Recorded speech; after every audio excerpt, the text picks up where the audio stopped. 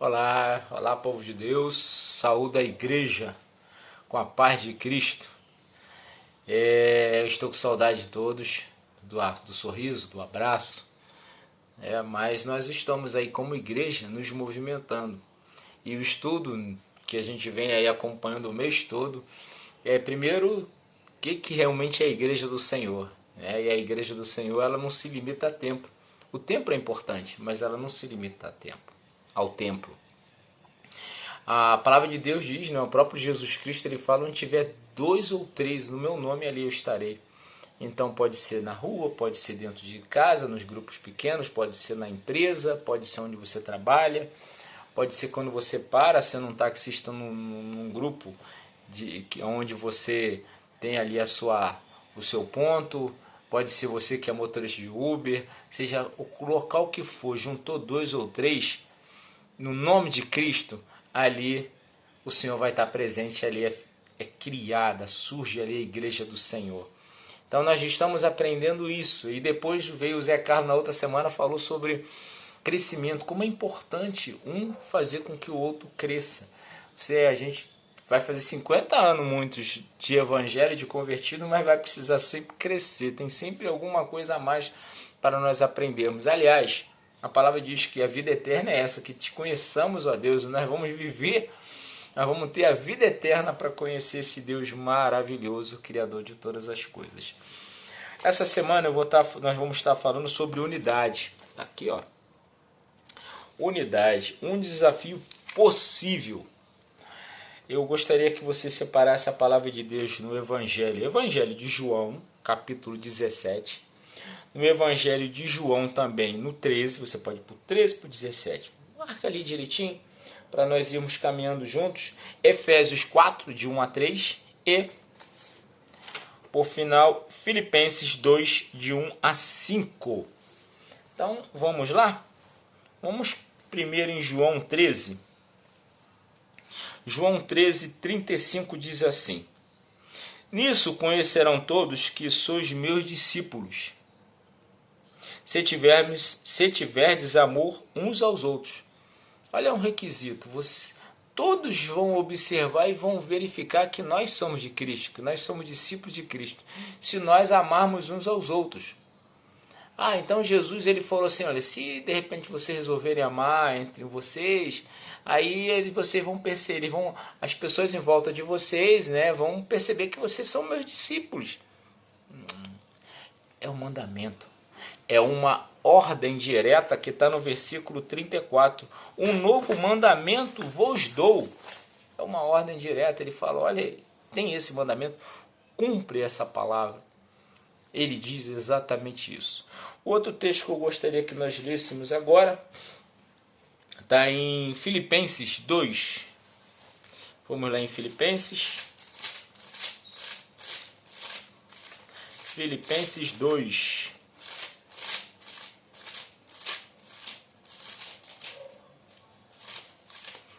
Filipenses está aqui 2, de 1 a 5.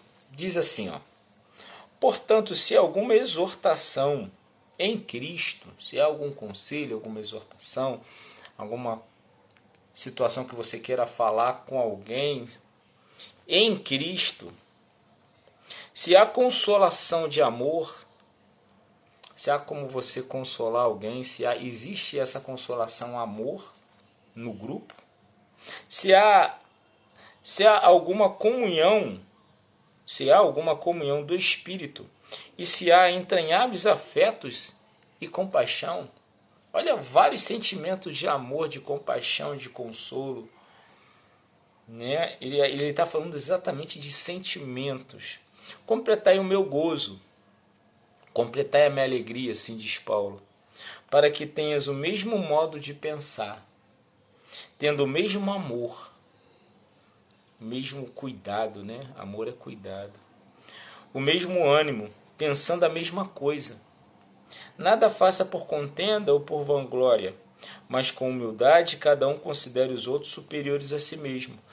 Não olhe cada um somente para o que é seu, mas cada qual também para o que é dos outros. Tende em vós aquele sentimento que houve também em Cristo Jesus, a qual subsistindo em forma de Deus, não considerou ser igual a Deus, coisa a que se deveria aferrar, mas esvaziou-se a si mesmo, tornando a forma de servo, tornando-se semelhante aos homens.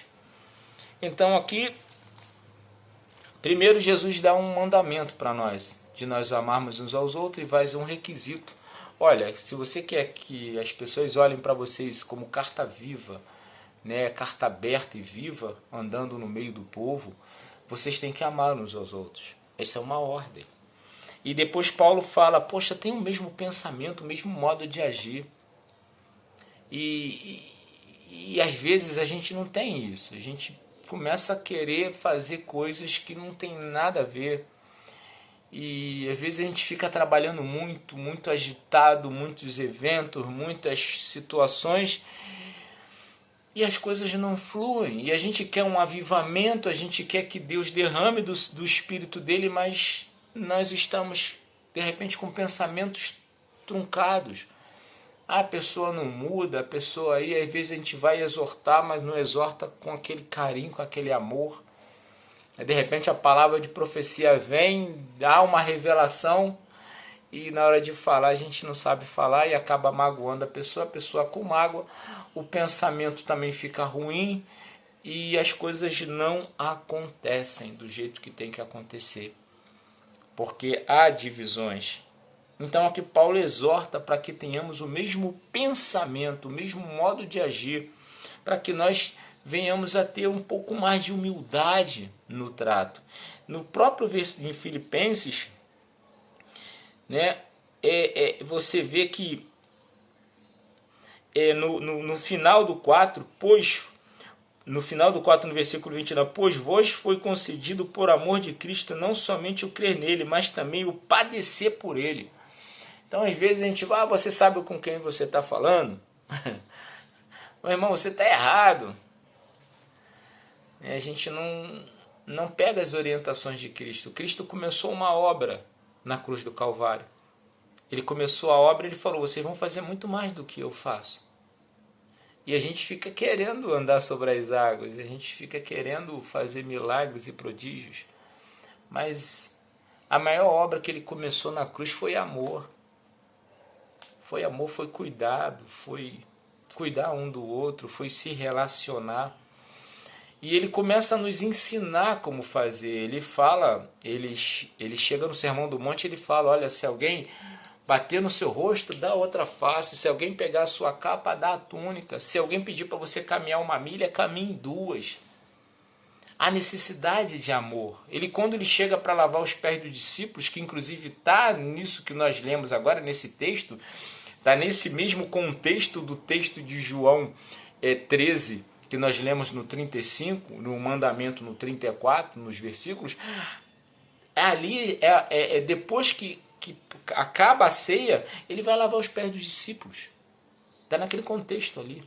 E quem lavava os pés era a pessoa de menos importância no grupo. Então imagino todo mundo um olhando para o outro, quem é o menos importante aqui no meio de nós, e o próprio Jesus se levanta e vai lavar os pés dos discípulos. Não! Ele quebra todo um paradigma, ele muda, que aquilo era uma cultura, sabe, estava entranhado na cultura dos judeus, e ele quebra aquilo. E ele fala, vocês vão ter que amar uns aos outros, para que as pessoas percebam que vocês são meus discípulos. E mais, Paulo fala sobre o mesmo modo de pensar. Então, quer dizer, nós que queremos tanto avivamento, nós queremos tanto um derramado do Espírito Santo e buscamos tantas coisas em tantos lugares, mas se nós tivermos o mesmo modo de pensar, o mesmo modo de agir, essas coisas vão acontecer dentro da nossa igreja. Amém? Vamos caminhar um pouco mais, vamos agora em Efésios 4, é um pouco antes de Filipenses, é só você voltar 3 páginas, está ali, Efésios 4, versículo 1, 2 e 3.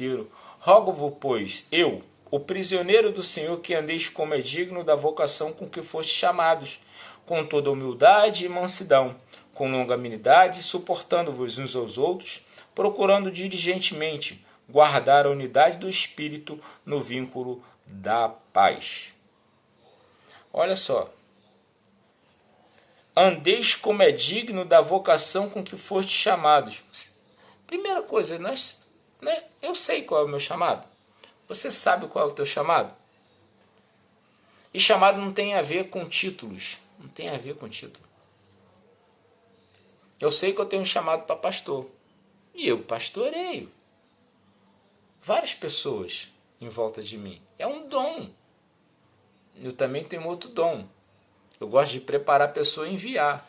Eu gosto que a pessoa comece a fazer um trabalho no meu lugar. E eu vendo ela trabalhando, já fico satisfeito quando eu vejo o crescimento daquela pessoa. Isso é um dom de apóstolo. Aquela pessoa, um exemplo disso é o pastor Amauri. Ele ia para um lugar, preparava, inaugurava uma igreja. Isso é um dom. Isso é um dom. O dom do pastor, ele cuida. O dom do apóstolo, ele vai, faz um cuidado, prepara e envia.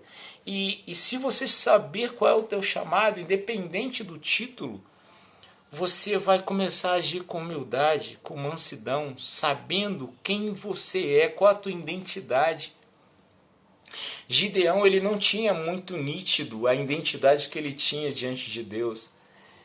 Ele vai, tira o trigo, vai, leva para o lugar e tal, até que ele foi corajoso. Muitos não faziam nem isso, mas Deus chega para ele, e fala para ele assim: homem valente, através de um anjo, homem valente. Ele era a séria identidade dele no céu. Nós temos que descobrir qual é a nossa identidade, qual é o nosso chamado. Isso não é difícil você descobrir.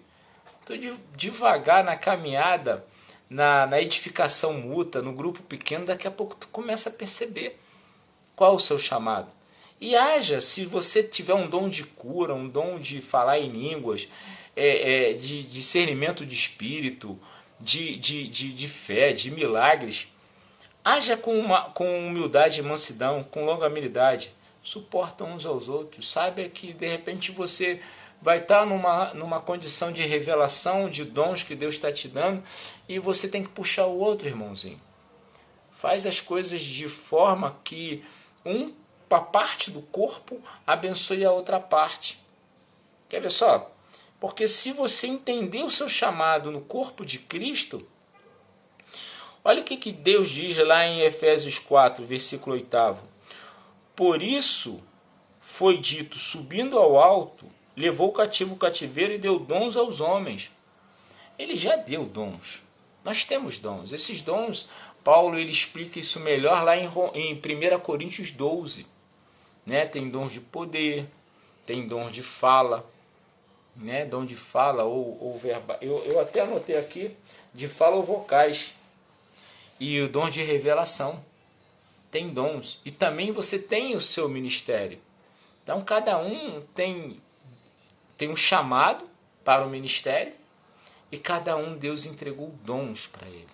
Mas sempre buscando a unidade do corpo, não a separação. Não para fazer coisas para vangloriar. Mas Jesus ele sabia disso.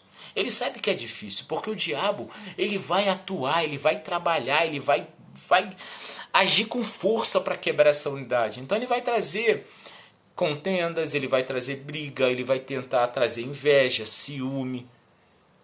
Mas aí o que Jesus fez? Jesus ele pega em João 17, ele sabe disso. E eu só vou me limitar ao versículo 17, 20, 21, 22. Ou até o 23, talvez até o 24. Vamos lá. E rogo não somente por esse, mas também por aqueles que, pela sua palavra, hão de crer em mim. Uau! Em outras palavras, Pai Santo, Jesus orando, Pai. É difícil para eles. O diabo, da mesma forma que me tentou no deserto, que me botou no pináculo, falou para eu soltar, usou a palavra para me tentar, da mesma forma que ele foi ousado em me tentar, eles também vão ser tentados. Da mesma forma que ele falou, eu te darei todo o reino da terra e a sua glória, eles também vão ser tentados nessas situações, Senhor. Mas eu estou te pedindo a eles, Eu estou te pedindo para aqueles lá do ano 2020. Eu estou rogando pelo Jorge Damasceno, estou rogando por todos da igreja do Luiz de Vasconcelos, porque eles têm que ser um só, Senhor. Eu rogo por eles. Eu rogo por aqueles que vão acreditar em mim no ano 2021, 22. Eu clamo por todas as gerações, todos aqueles que creem em mim, para que todos sejam um. Olha o pedido dele. Eu rogo para que, Senhor, eles sejam um. E quando eles orarem, aí eu vou voltar lá no Sermão do Monte, na oração que ele nos ensina, que eles orem colocando todos no plural. Pai que é nosso, que estás nos céus, santificado seja o vosso nome. Venha a nós o vosso reino e seja feita a sua vontade, assim na terra como no céu. O pão meu, o pão nosso de cada dia nos dai hoje. E ele fala isso aqui, voltando para João 17, 21. Para que todos sejam um, assim como tu, ó Pai, és em mim, e eu em ti, que também eles sejam um em nós. Para que o mundo, olha aqui, para que o mundo creia que tu me enviaste.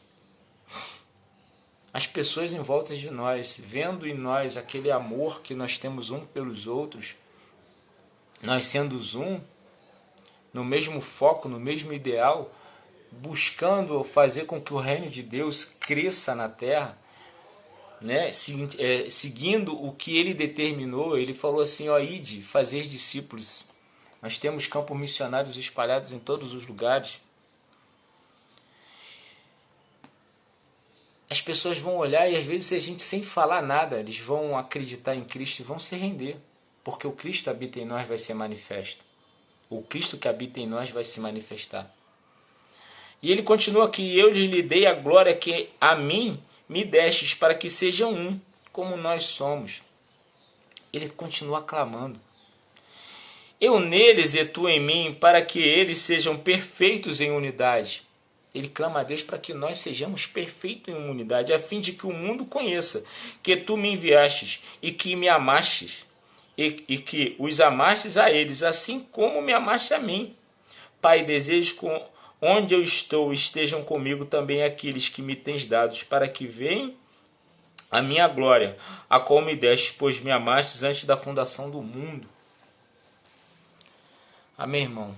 Então, a palavra de Deus, ela é simples, ela é singela. Se você tem alguma queixa contra um irmão, alguma reclamação, ou se alguma coisa te magoou, antes de você colocar a sua oferta diante do altar, vai e se conserta com o irmão, depois vem e oferece a sua oferta. Em outras palavras, você que vai querer adorar o Senhor, vai querer cantar de braços abertos ao Senhor, glórias, aleluia! Deus fala assim, olha, tem alguma coisa no seu coração que está impedindo. Se conserta lá primeiro. Vai lá, se conserta com teu irmãozinho. Depois vem aqui me adorar. Se libere disso. Esse jugo é pesado demais para você. Se tem alguma coisa na sua infância, na sua adolescência que ainda está te magoando, coloca diante de Deus. Coloca diante de Deus. E não adianta nós procurarmos uma situação aqui e ali. Vamos trazer um avivamento por causa desse movimento que está acontecendo ali ou cá. Se não tiver unidade, se nós não tivermos uma intimidade com o Senhor, e nós não espelharmos o nosso quarto de escuta para fora, para o nosso grupo pequeno, e para essa igreja que se reúne nos grupos pequenos, né? E quando nós voltarmos a termos de novo o nosso templo, na igreja de duas asas, falado por Bill Beck, que ele fala que uma asa que se chama o templo, na qual nós nos reunimos para um centro de treinamento e também para adoração, né, com todas as células reunidas para trocarmos experiências. E no grupo pequeno são as duas asas.